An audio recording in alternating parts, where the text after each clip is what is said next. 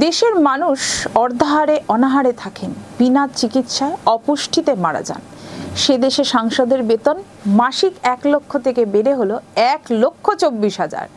ভাতা, পেনশন সহ অন্যান্য বিষয়েও তাদের আর্থিক সামর্থ্য বাড়ানো হয়েছে। এমনিতেই তাদের জন্য বিদ্যুৎ, জল, ফোন, ইন্টারনেট ফ্রি। বিমান, সড়কে যাতায়াতের ভাড়াও সরকার থেকে পান। ফ্ল্যাট বা বাংলো পান, নয়তো আবাসন ভাতা পেয়ে যান।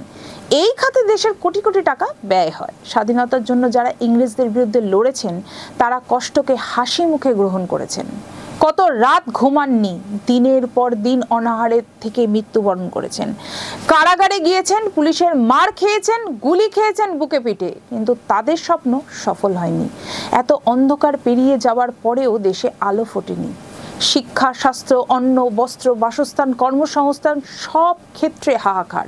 এত পারিশ্রমিক নিয়েও তারা দেশের কাজ করছেন কি? সংসদে সাধারণ মানুষের সমস্যা কতখানি আলোচিত হয়? জনগণের জীবন যন্ত্রণা কতটুকু নিরাময় হয়? সংসদের মধ্যে কোটিপতিদের সংখ্যা যে হারে বেড়েছে, তারা সত্যি কি এদেশে 99% মানুষের প্রতিনিধিত্ব করতে ইচ্ছুক?